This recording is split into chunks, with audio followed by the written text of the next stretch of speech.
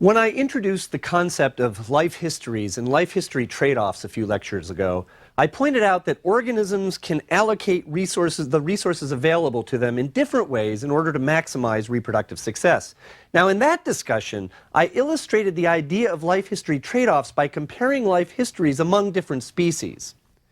But different individuals in a population of the same species also might allocate resources in different ways to maximize their individual reproductive success.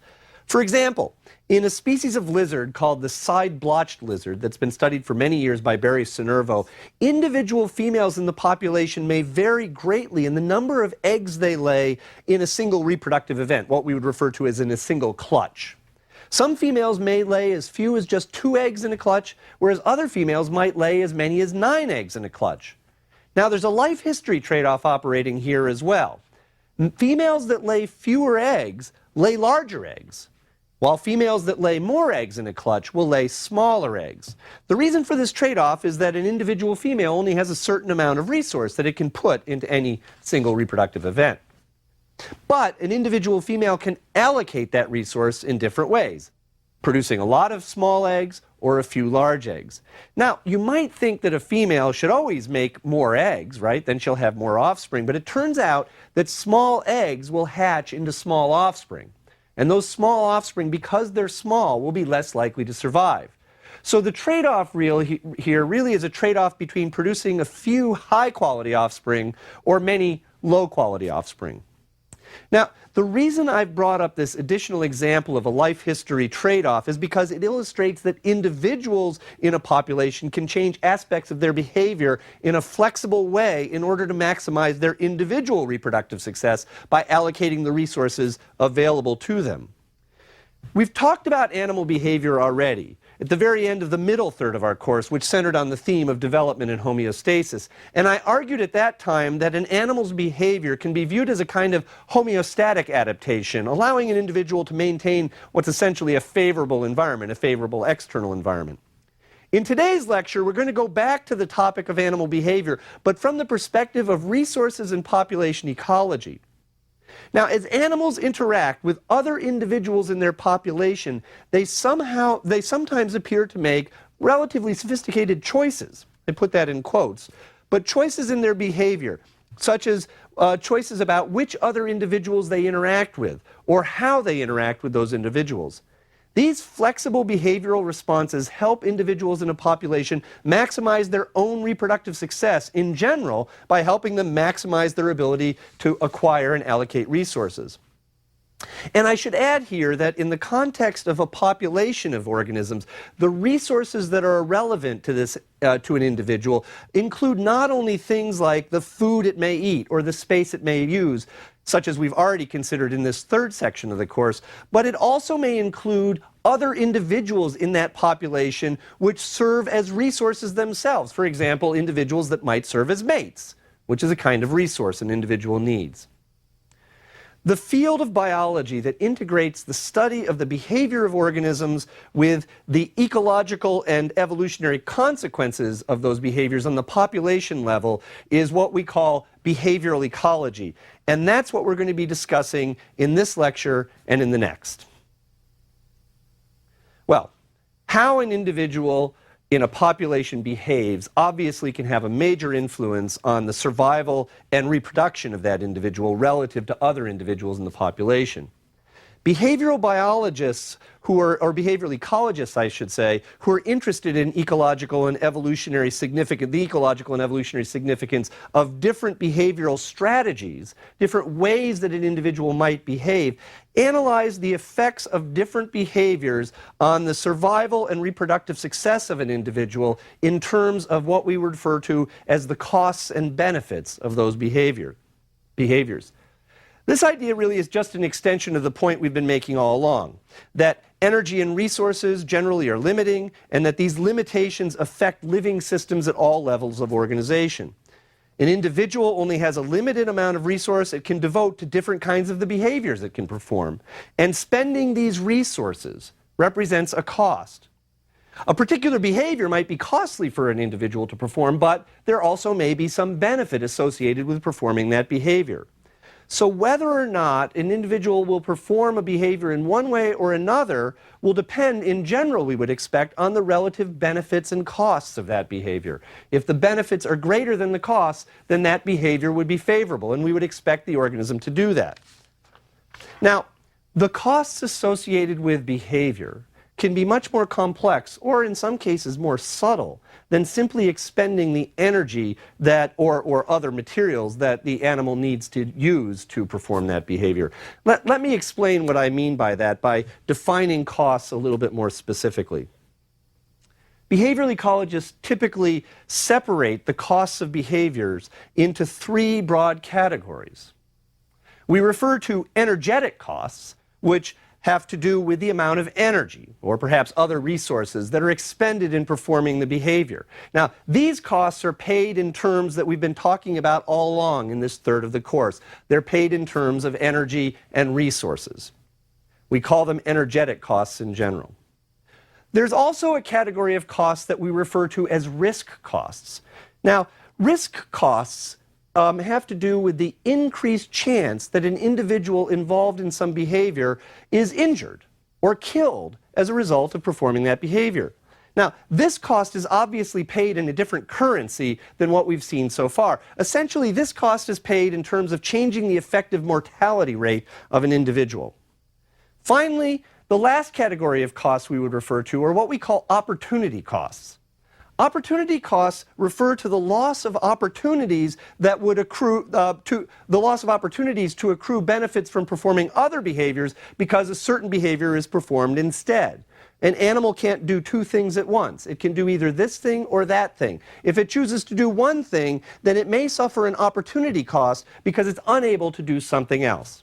Now, this is all pretty general. Let me illustrate these different kinds of costs with an example. And the example I want to use is the example of territorial behavior, say in a population of song sparrows. We'll use song sparrows because we talked about them last lecture, you remember, in the context of an island population that fluctuated in its population size. Actually, song sparrows are very common birds occurring throughout North America. They live in hedgerows around fields. They're very a common bird that you would find in a suburban garden, for example. As is the case for many species of birds, and in fact for many kinds of animals in general, male song sparrows defend territories from which they exclude other males. A territory is a valuable resource. It's a valuable resource because the male will use that territory to attract a female, and then the male and the female will build their nest on that territory, raise their young in that territory, and in many cases obtain all the resources they need to accomplish their reproduction from the space available in that territory. So it behooves a male to keep other males out of that territory, to defend that space. Now, to defend a territory, a male song sparrow or other bird will typically patrol around the perimeter of that territory all day long. It'll be going around the edge. It'll periodically stop at the edge, and it will sing. Song, in this case, is used as a keep-out signal to other males. It's a broadcast signal telling other males, this space is occupied, this is mine, and you shouldn't come here. Now, if a territorial male bird sees another male of its species intruding, then it'll chase that male. It'll chase it off its territory. And in fact, if the intruding male doesn't leave readily, then the territorial male may actually attack the intruder. They'll actually get into a fight. You can find sparrows on the ground wrestling around, grappling at each other, pecking at each other. So it's pretty serious business, this territorial fence. There's a lot that goes into it. It's a whole suite of behaviors designed to defend some space that represents resources for the males. Now let's ask what the costs of territory defense are. And we'll do this in terms of, say, a song sparrow defending a territory. There's an energetic cost to this behavior, obviously. It takes energy. Literally, it takes ATP for a male to fly around, to patrol its territory, to spend the effort it takes to get around to different parts of the territory or to chase other males. The energy that the male uses for these activities, clearly it can't be used for other aspects of its life history. And so the expenditure of this energy represents a kind of energetic cost. There's also a risk cost associated with territorial behavior. The risk cost comes from the fact that the male may become injured if it gets into a fight. In fact, it might even be killed in some cases. In either case, by patrolling its territory, by defending its territory, by trying to keep other males out, it may incur some injury, and this injury represents a risk cost to the male. Now, risk costs are quite different from energetic costs. It's independent of the energy the animal is spending to defend its territory. It's simply a change in the possibility that it might die, its mortality rate as a result of this behavior. Finally, there are opportunity costs associated with territorial behavior. When a male is patrolling his territory or chasing out other males, it can't do other important things it might need to do.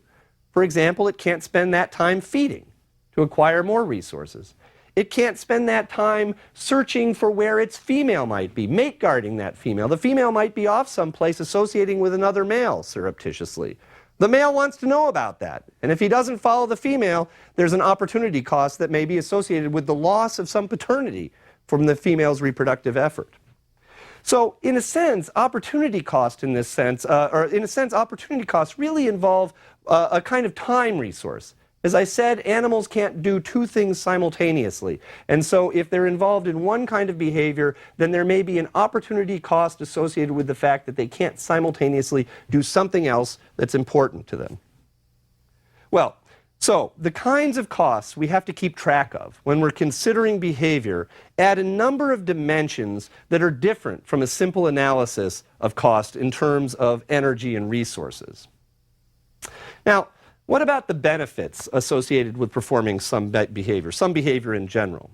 I started this discussion by telling you that an animal should behave in a particular way, or perform a particular behavior, I might say, if the benefits of doing so outweigh the costs. So we want to ask, how do we measure benefits of performing behaviors? Well, in this sense, or in this case, we're actually on more familiar ground. The benefits of behavior need to be calculated ultimately in terms we've seen in our discussion of evolution in the first third of the course. Specifically, these benefits must involve increasing either the survival of an individual or, even more importantly, the reproductive success of an individual. Another way to think of this is that the benefits associated with behavior can be measured in terms of life history attributes, such as survivorship or fecundity. Now, the point of this discussion about the costs and benefits associated with behavior is that by understanding the costs and benefits of behavior, we gain insight into how an individual responds flexibly to the circumstances in which it finds itself. In other words, as the costs or benefits associated with some behavior change, as they shift because of some change in the environment, then what we might expect to see are different behavioral strategies corresponding to these different circumstances that the organism, that the individual finds itself in.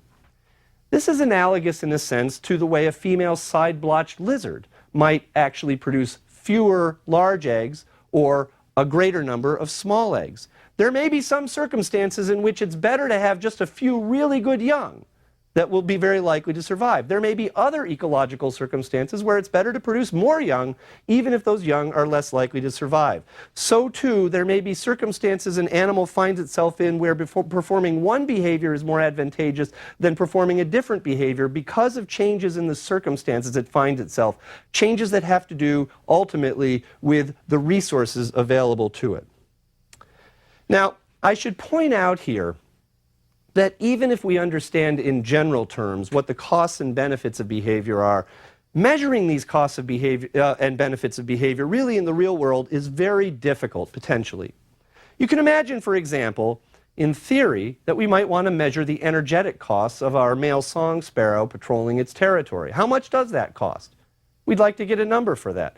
Well, we can measure how much energy an organism is actually expending, for example, by measuring the amount of oxygen it consumes or the amount of CO2 it produces. Remember, those are input and output substances from cellular respiration, and so they correspond to the amount of ATP that's being generated. But how are we going to do that with a bird defending its territory in the field? How are we going to measure these things in a wild animal out in nature? Well, these kinds of difficulties are what behavioral ecologists overcome in very clever ways to measure things that are associated with or correlated more directly with specific costs and benefits. And in this way, ways that behavioral ecologists can get indirect measures or related measures of costs and benefits. I want to give you a couple of examples that illustrate that point. The first example concerns territorial behavior as well. And in this case, we're going to look at the territorial behavior. We're going to consider the territorial behavior of a species of Hawaiian bird called a honey creeper. Actually, the Hawaiian name for this bird is the iiwi. But we're just going to call it the honey creeper because my Hawaiian is a little rusty. Now, honey creepers are like hummingbirds in general. They're specialized for feeding on the nectar that's produced by flowers. This nectar is a primary source of energy for them. And furthermore, they defend territories that include the flowers from which they obtain this nectar. Now, our discussion of costs and benefits would suggest that an individual should only exhibit territorial behavior if the benefits of having a territory outweigh the costs of defending that territory. In the case of a nectarivorous bird like a honey creeper or a hummingbird, the benefit to holding a territory can be measured relatively specifically in the amount of nectar it can obtain from the flowers on that territory. In other words, we can simplify our problem by saying we're pretty sure that that's the benefit of having this territory. And we can measure that benefit by actually counting the number of flowers or maybe even directly measuring the amount of nectar produced in different flowers. Now, in this case, what we predict is that individuals would only defend a territory if it holds a sufficient number of flowers to provide the food it needs to at least offset the costs of territorial defense. Now, we may not know exactly what the cost of territorial defense is, but we can make a more general prediction, and that is that there should be two thresholds. There should be a density of flowers that's so low that a territory would have too sparse a distribution of flowers for any honey creeper to be able to obtain enough nectar to make it worth its while to defend that territory. On the other hand, we would also expect that there might be an upper threshold where the density of flowers in an area is so high that an individual doesn't have to bother to defend a territory. It only needs to bother to defend a territory if it needs exclusive access to those resources so it gets enough. So if there's not enough resource to possibly make it worthwhile to defend a territory, or if there's so much resource that there's no point in defending a territory, in those two cases we wouldn't expect these honey creepers to be territorial. Only at some intermediate value of the numbers of flowers per the unit area that the animal can defend would we expect to see territorial defense. And in fact, this is exactly the pattern that's observed. If you look at individuals living in different areas that have different density of flowers, you find that individuals only defend territories at some intermediate range of flower densities. As flower density goes down below some threshold, territorial behavior ceases. As it goes up above some threshold, again, territorial behavior ceases. So this kind of evidence suggests that there really is a relationship between the benefits of performing a behavior, in this case territoriality, and the costs associated with that. And that the animal is essentially, not consciously, but effectively making some decision as to whether to be territorial or not, depending on this benefit to cost ratio. Now, let's look at a second example, which is a little bit more complicated, or I should say a little bit less direct, an example of how behavioral ecologists might infer the relationship between costs and benefits associated with some behavior. In this case, we're going to look at the nesting behavior of a species of bird, of warbler that is called the prothonotary warbler. Now, let me give you a little background about bird nesting in general before we talk about this example. Normally, you would expect the eggs that you find in a bird's nest to be laid by the female that actually built that nest, right? But it turns out that in some cases, there are some species that we call brood parasites, where the females don't actually build their own nest.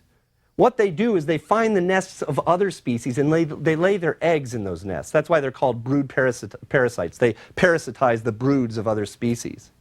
Now, in North America, a very common brood parasite is the brown-headed cowbird. And the brown-headed cowbird will lay its eggs in the nests of very many different kinds of species, including the prothonotary warbler.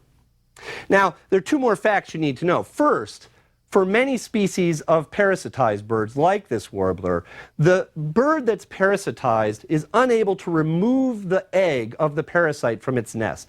It may be able to recognize that egg, but it can't do anything about it. I mean, its beak isn't large enough to get around that egg and to toss it out. So if an individual female is parasitized, it essentially has to make a decision. What should it do? Should it keep incubating the eggs in this nest that it's built, even though at least one of those eggs is from a completely different species? Or should it abandon that nest altogether and just start over? Now, why would it need to make this decision? Well, obviously, because there's a cost associated with being parasitized. The cowbird egg in that nest will be an individual that takes resources from that female. She isn't going to be able to prevent that individual from getting resources, the food she brings to the nest. And in fact, cowbirds in general grow much faster than the species they parasitize. So the cowbird nestling will become much bigger, and in fact will take more than a lion's share of the resources brought to the nest. So there's a cost in terms of the growth rate and even the mortality of the individuals who are actually born in that nest, the young that belong there. Of course, there's also a cost with going off and building a new nest. It takes time and effort and energy in order to go and start a new nest over. So which is greater? Which is a greater cost? Building a new nest or incubating a nest that has a parasite's egg in it? Well, the answer to this question is it depends. It depends on the resources available to the female. And specifically, it depends on a particular resource, which is the availability of other suitable nest sites. You see, the prothonotary warbler has to build its nests inside cavities, natural cavities found in trees. The prothonotary warbler can't build its own cavity. It has to find some hole that's already there, a hole that was built by some other species that might have drilled a hole in that tree. Prothonotary warbler territories will vary in terms of how many potential nest sites you find in that territory. Some territories will have a lot of nest sites, and some territories will have few nest sites. Nest sites in this sense, then, are a kind of resource. So what does the female prothonotary warbler do if her nest is parasitized? It depends on how many other suitable nest sites she has in her territory. If she's on a territory that has a lot of suitable nest sites, then she will abandon the nest that's been parasitized and start over. On the other hand, if she's on a territory where there are not suitable other nest sites, or very few of them, then she will maintain that nest that she started and suffer the cost of parasitism. So this is an example where we don't know exactly what the costs are. We can't put specific numbers on that, but on these things. But we can show that the relative costs vary with the resources that are available to the individual. All right. The examples we've just looked at show how behavior involves adaptations for maximizing the use of resources to increase reproductive success of individuals in response to resource availability in an environment. Now, probably the most important feature of an organism's environment, which it must respond to, is the other individuals in its population, the other individuals of its species with which it's associated. In general, the interactions among individuals of the same species of a population are referred to what we would call the social behavior of that species. And to a first approximation, we might ask simply, how social are individuals going to be with each other? Are individuals in a population of a particular species going to associate a lot with each other or not very much with each other? In some cases, they do associate a lot with each other, living close together, interacting quite a bit. In other cases, they don't, such as in a dispersed territorial bird. How can we estimate whether a species will show this kind of close social association or group living or not? Again, we can do so to a first approximation by thinking of the costs and benefits associated with this particular kind of behavior, group living or social behavior. Well, let's consider just briefly the kind of benefits we might associate with group living, or the kind of benefits that an individual might accrue by living with a group of other individuals of its same species.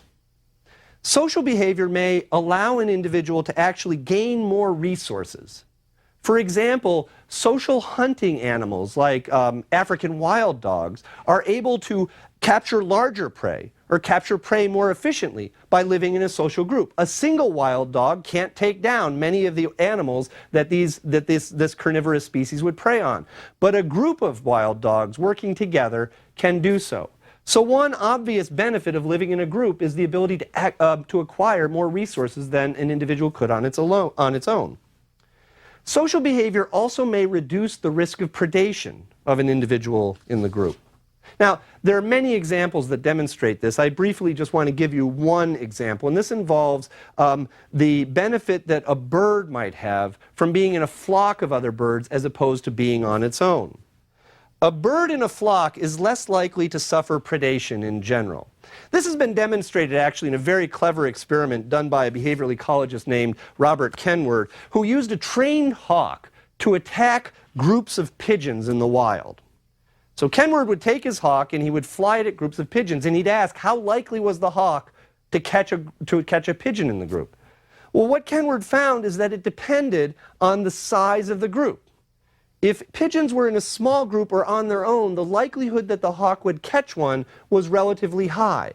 But as the group size increased, the likelihood that the hawk would catch any one pigeon in that is relatively low. Now, you might think that's counterintuitive. You'd think if there are more pigeons around, why shouldn't it be easier for the hawk to catch one?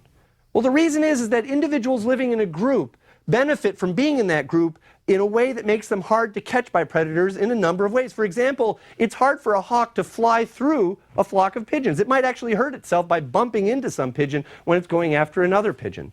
It's harder for a predator to follow one individual in a group because there are too many other individuals around to distract it.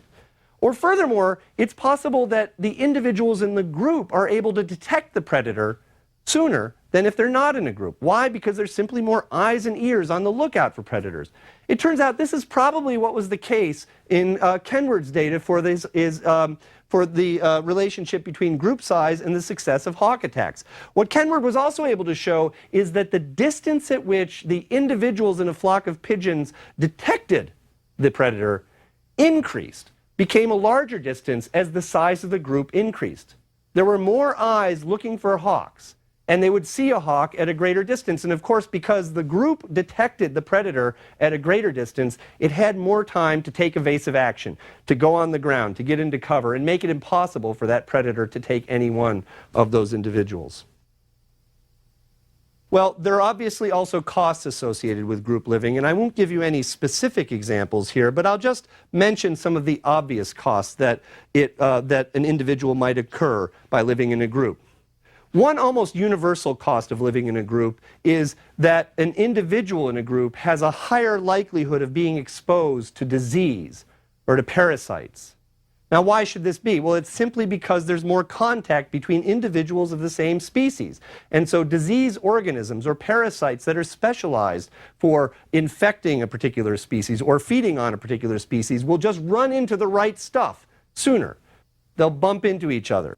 So there's a cost in terms of exposure to disease and parasites. There are other potential costs of group living as well. For example, although a group might detect predators more quickly, as we saw with the example of the hawk attacking pigeon flocks, it's also true that a group is more conspicuous. A predator might detect a group more easily because the group is bigger. It just makes more noise. It's more obvious. There also may be increased competition for resources in a group. We saw this before when we talked about dispersal patterns, spacing patterns in populations. If individuals are clumped in a population, they essentially come into competition with each other more quickly or more greatly for any particular resource they might be interested in utilizing. There are actually some other interesting consequences of living in a group that have negative impacts on the individuals in that group. One interesting one is that by living in a group, an individual increases the likelihood that its mate will copulate with some other individual. In other words, we often find in social living animals that there are many what we would call extra-pair copulations or extra-pair fertilizations. So the social mate of a particular individual may actually be on the side mating with some other individual. This happens more in larger groups than in species that are dispersed and living more solitarily. Well, we've seen in this lecture how animals can behave differently under different circumstances depending on the costs and benefits associated with particular behaviors. Specifically, animals appear to change their behavior in a way that maximizes the difference between benefits accrued and costs incurred. Even the occurrence of something that might be very complex, such as social behavior, appears to be something we can think about in terms of costs and benefits. Ultimately, these costs and benefits have to do with the resources available in a population. In these cases, costs and benefits can be thought of in some cases, I should say, costs and benefits can be thought of in terms of the kinds of energy and resources we've been talking about throughout this third of the course. In other cases, however, the costs and benefits of behavior are measured in more complex terms, such as the probability of being able to find a nest site, as that was the case of our prothonotary warbler example. Ultimately, the benefit of any behavior has to boil down to some measure of reproductive success.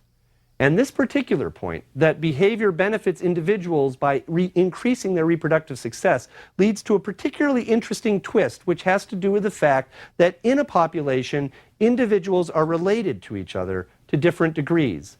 And the fact that they are related to each other in different degrees matters when it comes to how individuals interact with each other. And that's the point we'll begin with in the next lecture.